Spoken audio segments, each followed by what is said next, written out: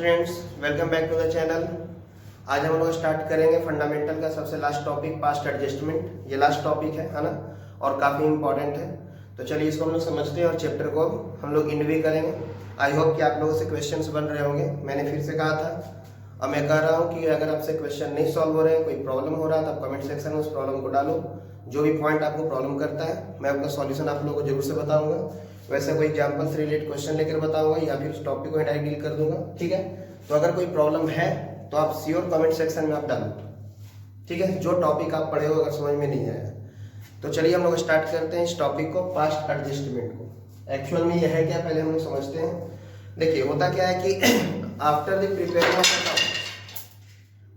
Preparing of accounts, partnership का जितना भी अकाउंट है सारे को अगर हम लोग क्लोज कर लेते हैं तो क्लोज करने के बाद फाइनेंशियल ईयर के एंड में जब सारा अकाउंट बन गया, मानकर चलो ट्रेडिंग बन गया, P&L बन गया।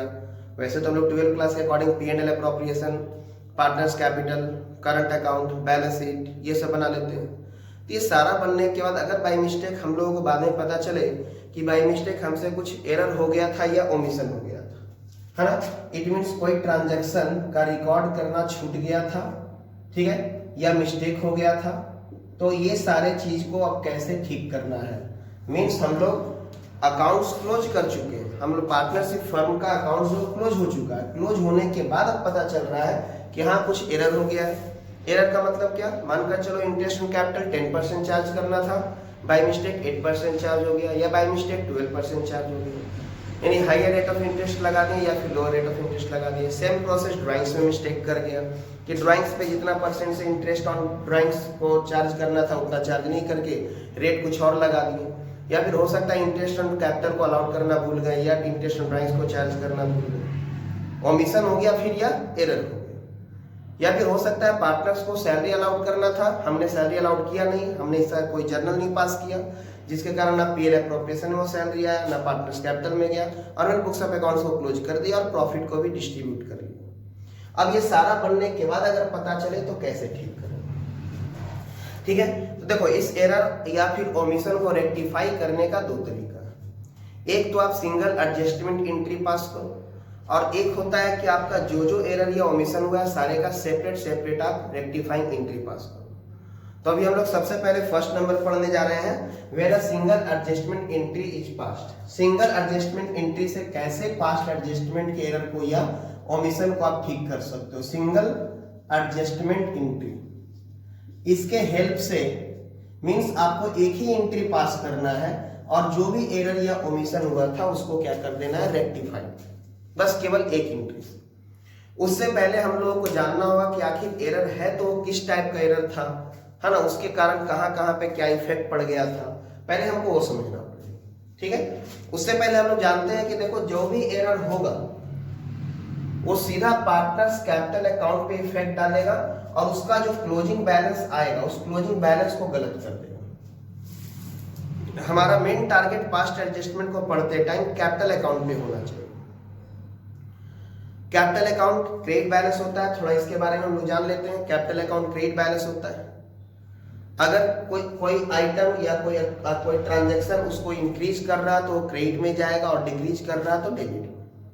जैसे अब तक आप कैपिटल अकाउंट का प्रैक्टिस कर चुके हैं, पार्टनर से related salary, commission, P&L appropriation का, प्रॉफिट का डिस्ट्रीब्यूशन, इंटरेस्ट ऑन कैपिटल, ये सारे कहाँ जाते हैं, कैपिटल अकाउंट में क्रेडिट साइड, क्योंकि कैपिटल का बैलेंस इंक्रीज करता है। ड्राइंग्स, इंटरेस्ट ऑन ड्राइंग्स किधर आता है, डेबिट साइड, क्योंकि कैपिटल के बैलेंस को डिक्रीज करता है। ठीक है, और हम लोग 11th क्लास में ये भी सीखे थे रेक्टिफिकेशन चैप्टर में कि अगर एक्सेस क्रेडिट कर चुके हैं तो रेक्टिफाई करने के लिए उसको क्या करना होगा, डेबिट, और एक्सेस डेबिट हो चुका है तो उसको रेक्टिफाई करने के लिए क्या करना होगा, क्रेडिट। ये बात को ध्यान देना कि अगर कोई अकाउंट एक्सेस क्रेडिटेड हो चुका है, एक्सेस क्रेडिटेड, मान लो कि क्रेडिट साइड डालना था 10,000 रुपया और हमने डाल दिया बाई मिस्टेक 15,000, तो ये 5,000 रुपया जो एक्सेस क्रेडिट हो गया उसको क्या कर लेते हैं, डेबिट कर लेते हैं उस अकाउंट से, और अगर एक्सेस डेबिट कर चुके हैं तो उसको क्रेडिट कर देते हैं, जो कि हम लोग रेक्टिफिकेशन चैप्टर में हम लोग सीखे भी थे। ठीक है, तो यहाँ पर एक एग्जांपल हम लेकर आए हैं। देखो एक P&L अप्रोप्रिएशन अकाउंट बना हुआ है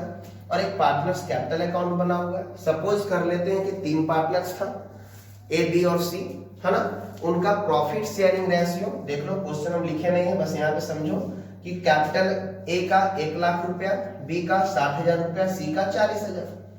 और प्रॉफिट शेयरिंग रेशियो इनका जो था 5:3:2 था, 5:3:2। इन्होंने अपना पार्टनरशिप फर्म से रिलेटेड जो भी अकाउंट था प्रिपेयर किया। देख लो यहाँ पे एक P&L एप्रोप्रिएशन बना हुआ है जिसमें हम P&L अकाउंट 1,20,000 लाए हैं। Then interest on capital A का, बी का, सी का डेबिट हुआ है PL एप्रोप्रिएशन में 10,000, 6,000 और 4,000, 20,000। अब यहाँ पे क्या हुआ कि P&L एप्रोप्रिएशन में 1,20,000 रुपए प्रॉफिट दिखाने के बाद इंटरेस्ट ऑन कैपिटल अलाउड करने के बाद जो रिमेनिंग प्रॉफिट 1,00,000 बचा, इट मींस डिविजिबल प्रॉफिट, उसको पार्टनर्स ने डिस्ट्रीब्यूट कर लिया, उसके कैपिटल अकाउंट में ट्रांसफर कर दिया गया। किस रेशियो में? 5:3:2 के रेशियो में 50,000, 30,000, 20,000। फिर बनाया गया partners capital account. Partners capital account में सबसे पहले कैपिटल का ओपनिंग बैलेंस लिखा गया। इससे पहले ही आप लोग पढ़ चुके हो, है ना, प्रीवियस क्लासेस में हम बता चुके हैं आप लोगों को। अगर आपका वीडियो मिस हुआ है, छूटा है, तो आप जाकर देख सकते हो, ठीक है ना। Interest on capital, interest on capital 10,000, 6,000, 4,000 and profit का डिस्ट्रीब्यूशन 50,000, 30,000, 20,000। अब आप देख सकते हो ए का टोटल बैलेंस हो गया 1,60,000 क्लोजिंग, बी का टोटल बैलेंस हो गया 96,000 क्लोजिंग और सी का टोटल क्लोजिंग बैलेंस हो गया 64,000। ये क्या आया है? ये आया है टू बैलेंस CD। कौन सा कैपिटल आया है? Closing capital of the partners, है ना, end of the year.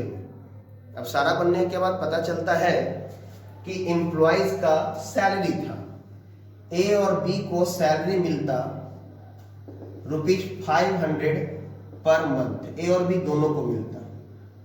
Each partner को ₹500 पर मंथ सैलरी अलाउड करना था एंड सी को ₹8,000 एनुअल सैलरी अलाउड करना था। फिर से क्वेश्चन को ध्यान से समझो। क्वेश्चन में क्या लिख रहा कि after preparing P&L appropriation partners capital, जो भी है, बाद में क्या पता चलता है कि ए को 500 रुपए पर मंथ सैलरी अलाउड करना था, बी को भी 500 पर मंथ सैलरी अलाउड करना था और सी को 8,000 पर एनम सैलरी अलाउड करना था। ये छूट गया। ये क्या हो गया? ये हो गया ओमिशन। ये ट्रांजैक्शन ही हम रिकॉर्ड करना भूल गए और हमने सारा कुछ कंप्लीट कर दिया। अब कंप्लीट करने के बाद पता चलता है कि ये तो छूटा हुआ है। अब इसको कैसे रेक्टिफाई किया जाए? आखिर ये ट्रांजैक्शन छूटा, इसके कारण पार्टनर्स के कैपिटल पे क्या इफेक्ट पड़ा, हमको पहले ये समझना होगा, ठीक है। इट मींस आपको इस मेथड के अकॉर्डिंग कोई P&L एप्रोप्रिएशन नहीं बनाना है, कोई पार्टनर्स कैपिटल अकाउंट तैयार नहीं करना है, बस कुछ वर्किंग करके एक एडजस्टमेंट एंट्री आपको पास करना है, केवल एक एडजस्टमेंट एंट्री, ठीक है। देखो P&L एप्रोप्रिएशन अकाउंट जो बना हुआ है उस पर ध्यान दो आप। सबसे पहले आप ध्यान दो कि अगर मानकर चलो, अभी तो ये तो पता चल गया कि interest on partner salary allowed नहीं किया गया और प्रॉफिट को डिस्ट्रीब्यूट कर दिया। इट मींस ये रॉन्ग प्रॉफिट, ये जो प्रॉफिट है ये रॉन्ग है। यानी कि यहाँ पे आप देख सकते हो, यहाँ पे ए का, बी का और सी का, ए का सैलरी 500 पर मंथ करके 6,000 आता, बी का भी सैलरी 500 पर मंथ करके 6,000 आता और सी का सैलरी 8,000 आता पर एनम के हिसाब से, ठीक है। यानी 20,000 सैलरी हमने अलाउड नहीं किया और प्रॉफिट का डिस्ट्रीब्यूशन कर दिया। अब आप खुद सोचो कि अगर यहाँ पे सैलरी अलाउड होता तो प्रॉफिट कितना डिस्ट्रीब्यूट होता। दूसरा चीज समझो कि ये सैलरी जो यहाँ अलाउड हुआ, यहाँ पे पार्टनर्स के कैपिटल में आकर क्या होता, क्रेडिट साइड जाता, है ना। पार्टनर्स के कैपिटल में आकर के क्रेडिट साइड जाता बाई सैलरी के नाम से। आप याद कर सकते हो इस चीज को, ठीक है ना। 6,000, 8,000 और 6,000 और 8,000। प्रैक्टिकल इमेजिन करना है कि ऐसा होता, मींस यहाँ पे P&L एप्रोप्रिएशन में 6,000, 6,000, 8,000 आता, पार्टनर्स कैपिटल में 6,000, 6,000 और 8,000 जाता, और क्या होता तो समझो बात को। और सर ये प्रॉफिट रॉन्ग है, ये प्रॉफिट 1,00,000 ना होकर के 80,000 होता है ना। प्रॉफिट जो है 80,000 डिस्ट्रीब्यूट होता है, 532 में 80,000 बढ़ता है। इट मींस यहाँ पे प्रॉफिट भी क्या कर दिया गया, रॉन्ग बांट दिया गया। कितना रॉन्ग बांटा गया? आप खुद सोचो कि 80,000 को अगर डिस्ट्रीब्यूट करते 5, 3, 2 में तो कितना आ जाता। तो ए को मिलता 40,000, बी को कितना मिल जाता 24,000 और सी को कितना मिल जाता 16,000। ठीक है ना। सोचो ए के अकाउंट में प्रॉफिट 50 गया, जाना कितना चाहिए था 40। बी के अकाउंट में प्रॉफिट 30 गया, जाना कितना चाहिए था 24। सी के अकाउंट में प्रॉफिट जा गया 20,000, जाना कितना चाहिए था 16,000। यानी ये प्रॉफिट भी क्या हो गया, रॉन्ग बन गया, रॉन्ग डिस्ट्रीब्यूट हो गया प्रॉफिट। अब इसको हमको करना है रेक्टिफाई। तो कैसे रेक्टिफाई किया जाए, देखो इसको रेक्टिफाई करने के लिए एक आपको एडजस्टमेंट टेबल बनाना है, ठीक है।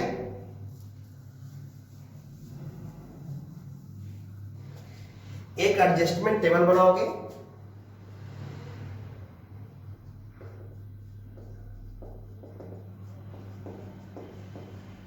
टेबल शोइंग एडजस्टमेंट, इसको बनाना है आपको।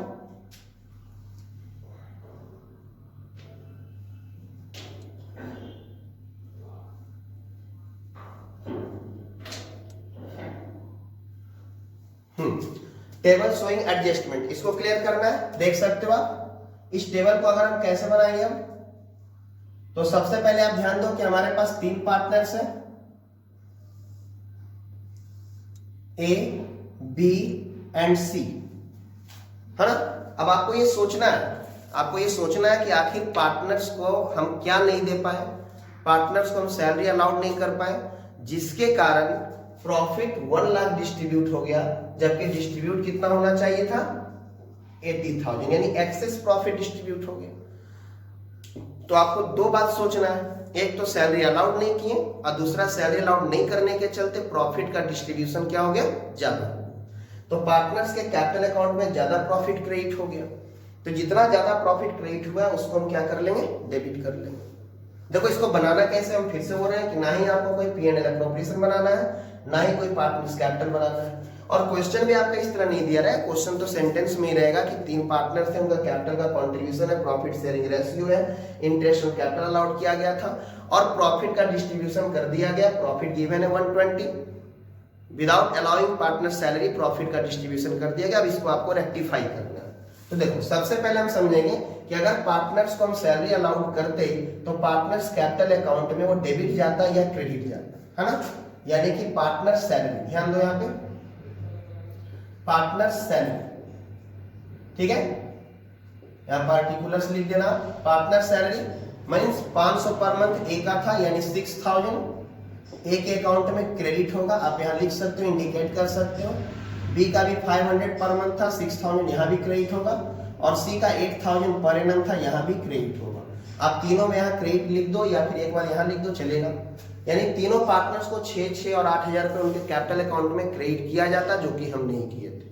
तो अब क्रेडिट करके हम शो कर रहे हैं। और क्या होता, तो पार्टनर सैलरी अलाउड नहीं होने के कारण हमने प्रॉफिट का डिस्ट्रीब्यूशन कितना कर दिया था 1 लाख, जबकि होना कितना चाहिए था 80,000। It means 20,000 rupees profit excess distribute कर चुके हो। एक्सेस डिस्ट्रीब्यूट किए मतलब पार्टनर्स कैपिटल में क्या कर दिए, क्रेडिट कर दिए, ठीक है। तो हमने जितना एक्सेस प्रॉफिट डिस्ट्रीब्यूट किया उसको पार्टनर्स कैपिटल से निकाल लेते हैं मतलब उसको हम डेबिट कर लेते हैं। कितना 20,000। आप देख सकते हो 20,000 का डिफरेंस क्यों हो रहा, क्योंकि टोटल पार्टनर सैलरी कितना हो जा रहा है 20,000। आप देख सकते हो कि इस क्वेश्चन में ना ये 1,20,000 का कोई रोल है, ये जो प्रॉफिट गिवन है। अगर ये नहीं भी दिया रहेगा तो आप समझ सकते हो कि हाँ प्रॉफिट का गड़बड़ कितने रुपए का हुआ और वो ज्यादा बट गया या कम बट गया। सपोज ये प्रॉफिट नहीं दिया रहता और क्वेश्चन में लिखता कि पार्टनर्स का ए का सैलरी 6,000, बी का सैलरी 6,000, सी का सैलरी 8,000 अलाउड नहीं किया गया और प्रॉफिट को डिस्ट्रीब्यूट कर दिया गया। तो हम ऐसे सोच सकते हैं कि ये 6,6,8 यानी 20,000 रुपया अगर P&L एप्रोप्रिएशन में डेबिट नहीं हुआ, इट मींस प्रॉफिट ज्यादा बट गया था। तो जितना ज्यादा प्रॉफिट बटा वो कौन सा अमाउंट है, तो सैलरी का अमाउंट है। तो उतने ही से ज्यादा प्रॉफिट बटा होगा तो उतने ही रुपया को क्या कर लेंगे, हम वापस ले लेंगे, यानी कैपिटल अकाउंट में से निकाल देंगे। निकालने का मतलब क्या हो जाएगा, डेबिट हो जाएगा। मींस आपको यहाँ करके नहीं दिखाना, बस ये एडजस्टमेंट टेबल में ला करके लिखना है कि 6,000 ए को क्रेडिट करना है, बी को 6,000 क्रेडिट करना है और सी को 8,000 क्रेडिट करना है। अब वापस लेना है कौन सा प्रॉफिट, जो एक्सेस डिस्ट्रीब्यूट कर चुके हैं उसको क्या करना है, वापस लेना है। तो वापस लेना है तो ये जो प्रॉफिट जो है एक्सेस प्रॉफिट, ये जो एक्सेस प्रॉफिट है कितना रुपए का, ₹20,000, है ना, ये 5-3-2 के रेशियो में डिस्ट्रीब्यूट हो गया था, इसको हम वापस ले लेंगे। 20,000 कैसे है, हम फिर से बोल रहे हैं, 1,20,000 का प्रॉफिट है, 20,000 इंटरेस्ट ऑन कैपिटल अलाउड करने के बाद प्रॉफिट 1,00,000 डिस्ट्रीब्यूट कर देंगे। अगर सैलरी अलाउड करते तो प्रॉफिट 80,000 डिस्ट्रीब्यूट होता, ऐसे आप समझ सकते हो। और नहीं तो मानकर चलो कि क्वेश्चन में प्रॉफिट दिया ही नहीं है, तो भी आप समझ सकते हो कि जितना सैलरी अलाउड करना था और नहीं किए, इट मीन्स उतना से ही ज्यादा प्रॉफिट क्या हो गया, डिस्ट्रीब्यूट हो गया है। इट मीन्स इस क्वेश्चन में अगर प्रॉफिट का अमाउंट नहीं भी दिया रहता है तो हमको कोई प्रॉब्लम नहीं होना चाहिए सॉल्यूशन करने में।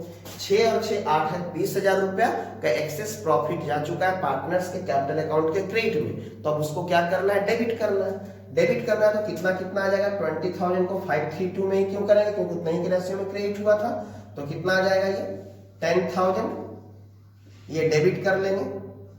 फिर क्या आ जाएगा 6,000, 532 में बांटेंगे ना इसको, 20,000 डिवाइडेड इंटू 3/10, तो कितना आएगा 6,000, ये भी डेबिट कर लेंगे। और 4,000 ये भी क्या हो जाएगा, डेबिट हो जाएगा। ये डेबिट और क्रेडिट वाले सिस्टम को समझो कि क्या होगा, कंफ्यूजन हम सबको इसी में है ना। तो पहले हम सोचते हैं सैलरी क्रेडिट करना है और एक्सेस प्रॉफिट को डेबिट करना है। ये तो बिल्कुल उसी तरह की बात हो गई कि मानकर चलो कि ए और बी 2 बिजनेसमैन है, इनका 2 बिजनेस ट्रांजैक्शन है। एक बिजनेस ट्रांजैक्शन के अकॉर्डिंग ए जो है बी को 50,000 रुपया देगा और दूसरा बिजनेस ट्रांजैक्शन के अकॉर्डिंग बी जो है ए को 48,000 रुपीज देगा। अब बताओ इनडायरेक्टली क्या होना चाहिए, ए 50,000 पे करेगा बी को फर्स्ट ट्रांजैक्शन के अकॉर्डिंग, सेकंड के अकॉर्डिंग बी क्या करेगा 48,000 ए को पे करेगा। अब मानकर चलो ये सेटलमेंट करते हैं तो सीधा सीधा क्या हो जाएगा, ए केवल क्या करेगा 2,000 रुपीज बी को हैंड ओवर कर देगा, हिसाब क्लियर हो जाएगा। क्योंकि ये बोलेगा भाई 50 हम तुमको देंगे, तुम 48 हमको दोगे, सीधा हम तुमको 2,000 दे देते हैं और ये क्लियर कर लेते हैं। बिल्कुल उसी तरीके से ये पास्ट एडजस्टमेंट में एडजस्टमेंट टेबल को आपको समझना है कि आप देख सकते हो कि हमारे पास हमने क्या ध्यान दिया कि पार्टनर्स को हमने सैलरी अलाउड नहीं किया था, तो पार्टनर्स कैपिटल में ये कहाँ जाता है, क्रेडिट जाता, तो चलो क्रेडिट इंडिकेट कर ले रहे हैं। फिर हमने देखा कि 6,000 6,000 8,000 सैलरी अलाउड नहीं किया तो इतना से प्रॉफिट ज्यादा डिस्ट्रीब्यूट हो गया था, ठीक है ना। आप ये P&L एप्रोप्रिएशन से समझ सकते हो है ना कि इतना रुपया अगर P&L एप्रोप्रिएशन में दिखाते हैं तो प्रॉफिट हमारा 80,000 ही बचता। आप ऐसे भी समझ सकते हो और नहीं तो मन में आप ऐसा सोच भी सकते हो कि हाँ इतना सैलरी अलाउड हमने नहीं किया, उतना से एक्सेस प्रॉफिट डिस्ट्रीब्यूट हो गया, किस रेशियो में 5:2 में, तो उतना ही के रेशियो में हम इससे क्या कर लेंगे, कैपिटल से निकालेंगे तो क्या करेंगे, डेबिट करेंगे। मींस 6,000 हमको क्रेडिट करना है और 10,000 हमको क्या करना है, डेबिट करना है। हम बताओ डायरेक्टली नेट इफेक्ट क्या निकाल देंगे हम, नेट इफेक्ट हमारा क्या निकल जाएगा कि हमको 4,000 रुपीज से ए को क्या करना है, डेबिट करना है। बी पे कोई इफेक्ट नहीं पड़ा, देख सकते हो बी को 6,000 से क्रेडिट भी करना है, 6,000 से डेबिट भी करना है, तो बी के अकाउंट पे कोई इफेक्ट नहीं पड़ा। और सी में आ जाए तो सी को 8,000 से क्रेडिट करना है, 4,000 से डेबिट करना है, तो 4,000 क्या हो जाएगा, क्रेडिट हो जाएगा। ये हो गया नेट इफेक्ट। उसके बाद हम पास करेंगे रेक्टिफाइंग जर्नल एंट्री, इसके नीचे ही हम लोग क्या करेंगे, रेक्टिफाइंग जर्नल एंट्री पास करेंगे, जिसमें हम लोग जाकर के क्या कर देंगे, ए को डेबिट करेंगे और सी को क्रेडिट करेंगे। एज कैपिटल अकाउंट डेबिट 4,000 से, टू क्या हो जाएगा, सीज कैपिटल अकाउंट कितना से 4,000 से। बस ये काम आपको करना है। तो पास्ट एडजस्ट में आप देख सकते हो कि सैलरी का ओमिशन हो गया था तो कैसे ट्रीटमेंट हुआ, बस ये एंट्री आपको दिखाना है। कोई P&L एप्रोप्रिएशन अकाउंट में कुछ जाके करेक्शन नहीं करना है, पार्टनर्स कैपिटल में कोई करेक्शन नहीं करना है ना, कुछ नहीं करना है, ना ही कोई नया P&L एप्रोप्रिएशन बनाना है, ना ही कोई पार्टनर्स कैपिटल बनाना है। बस आपको बस थिंकिंग करना है कि एक्चुअल में हुआ क्या। पार्टनर सैलरी अलाउड नहीं हुआ तो कैपिटल में ये क्रेडिट जाता, कैपिटल को बढ़ाता, और ये नहीं अलाउड हुआ जिसके कारण प्रॉफिट हमारा एक्सेस डिस्ट्रीब्यूट हो गया। ये दूसरे वाले साइड को जरूर से सोचना है कि अगर हमने इंटरेस्ट ऑन कैपिटल में कोई गड़बड़ किया, इंटरेस्ट ऑन ड्राइंग्स में कोई गड़बड़ किया, कमीशन में पार्टनर्स का या सैलरी में पार्टनर्स का गड़बड़ किया, तो उसका डायरेक्ट इफेक्ट प्रॉफिट पे भी आता है। या तो वो ज्यादा बढ़ गया होता है या तो कम बढ़ गया होता है। यहाँ पर हमने इंटरेस्ट ऑन पार्टनर सैलरी को अलाउड नहीं किया था तो इतना रुपया यहाँ पर डेबिट नहीं हुआ, तो प्रॉफिट ज्यादा डिस्ट्रीब्यूट हो गया था। तो जितना ज्यादा डिस्ट्रीब्यूट हुआ था उतना से उसको हम डेबिट करेंगे। तो आप देखो कि इतना को क्रेडिट करना और इसको डेबिट करना, बस कंपेयर कर लिए, नेट इफेक्ट निकाल दिए और जर्नल पास कर लिए। बस आपको एरर को रेक्टिफाई करने के लिए और कुछ नहीं करना है। सॉल्यूशन में केवल ये टेबल और ये जर्नल। इसको आप दूसरे तरीके से भी समझ सकते हो, पहले इसका चाहो तो स्क्रीनशॉट ले लो आप। इसको आप दूसरे तरीके से भी ऐसे समझ सकते हो, उसमें आपको इस प्रॉफिट को थोड़ा इंपॉर्टेंस देना होगा कि चलो प्रॉफिट हमने रॉन्ग डिस्ट्रीब्यूट कर लिया था। देखो इसको हम इरेज करते हैं यहाँ पर कि प्रॉफिट को हमने रॉन्ग डिस्ट्रीब्यूट कर लिया था।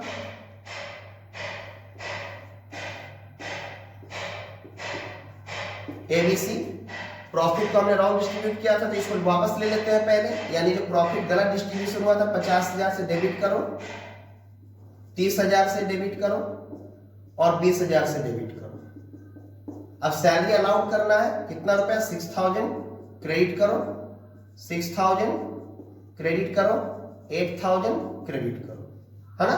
अब जो रियल प्रॉफिट 80,000 है after allowing salary, real profit 80,000 है, उसको 5-3-2 में वापस से पार्टनर्स को क्रेडिट करो।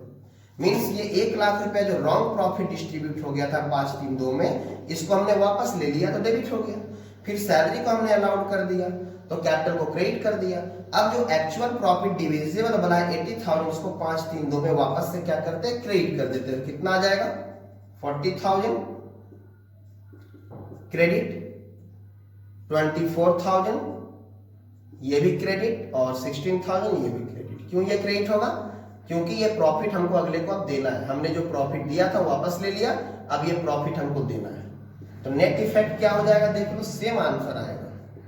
नेट इफेक्ट देख सकते हो, 50 डेबिट है और 46 क्रेडिट है, तो 4,000 क्या आएगा, 4,000 डेबिट आएगा।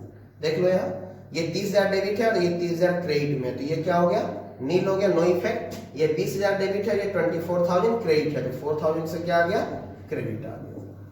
तो आप ऐसे भी बना सकते हो, ऐसे भी बना सकते हो। हाँ, ये वाले मेथड में क्या है कि प्रॉफिट क्वेश्चन में दिया रहे नहीं दिया रहे कोई मतलब नहीं है। जितना से गड़बड़ हुआ उतना से आप देख लो प्रॉफिट ज्यादा बढ़ गया था या कम बढ़ गया था। अगर ज्यादा डिस्ट्रीब्यूट हो गया तो डेबिट कर लेंगे, कम डिस्ट्रीब्यूट हुआ था तो और देकर क्या कर देंगे, क्रेडिट कर देंगे। और इस मेथड के अकॉर्डिंग आपको प्रॉफिट जो आपका ये है 1,20,000 में से 20,000 कैपिटल घटा था, इंटरेस्ट कैपिटल, तो 1 लाख रुपया, उसको भी चेक करना है और जो रियल डिविजिबल प्रॉफिट उसको भी चेक करना है। बेटर है कि आपके लिए ये मेथड ज्यादा आसान है ना। एक बार स्क्रीनशॉट ले लो इसका।